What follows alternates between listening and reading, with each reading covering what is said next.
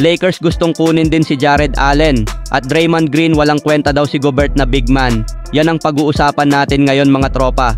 Pero bago yan, baka pwede mag-subscribe ka sa aking channel at paki-follow din ng aking Facebook page Tropang Basketball para may chance ka manalo ng Tropang Basketball t-shirt. Simulan na natin mga tropa, let's go!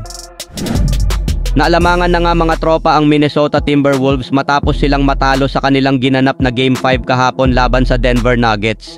Kaya mukhang hindi talaga maganda ngayon ang kanilang kalagayan, lalo pa tatlong magkakasunod na beses na nga silang natalo sa kanilang serye. At isa nga sa mga itinuturong dahilan ngayon bakit dehado na ang Minnesota Timberwolves ay dahil sa kanilang center na si Rudy Gobert na hindi man lang kayang pigilan ang opensa ng MVP na si Nikola Jokic. Ayon nga sa naging pahayag ni Draymond Green bilang pansamantalang NBA analyst, si Gobert nga po ang dahilan bakit sunod-sunod ang pagkatalo ngayon ng Wolves since parating nga siyang na-outplayed ni Jokic sa kanilang mga nakalipas na game. Yes mga tropa, hindi man lang nga dama ang kanyang depensa sa kabila ng pagiging best defensive player nga nito ngayon season. Kaya kung sakasakali man nga na matalo ang Minnesota Timberwolves sa kanilang series laban sa Denver Nuggets, ay dapat nga ninyong sisihin si Gobert lalo pat hindi nga nito nagawa ang kanyang trabaho sa kanilang laban. Yan nga ang mga sinabi ni Draymond Green sa kanyang pahayag kahapon. At sa ibang balita naman mga tropa, balita nga sa social media lalo na sa Twitter ang pagkuha ng Los Angeles Lakers dito kay Jarrett Allen. Base nga mga katropa sa binulgar ng isang NBA insider, wala rin naman nga talagang pakialam o hindi rin naman nga talaga interesado ang Los Angeles Lakers sa pagkuha kina Trae Young o kay Dejounte Murray mula sa Atlanta Hawks. Bagkus mas nakafocus nga talaga ang kanilang team sa pagkuha kay Donovan Mitchell ng Cleveland Cavaliers.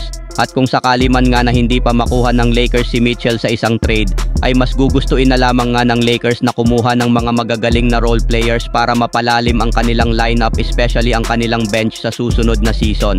Yes mga tropa, magagaling na role players nga ang target rin na makuha ng Los Angeles Lakers ngayong off-season. At isa nga sa mga nabanggit dito na pangalan ay walang iba kundi si Jarrett Allen mula sa Cleveland Cavaliers. Bali nag-a-average rin naman nga itong ngayong season ng 16.5 points at 10.5 rebounds per game sa kanyang 63.4% shooting.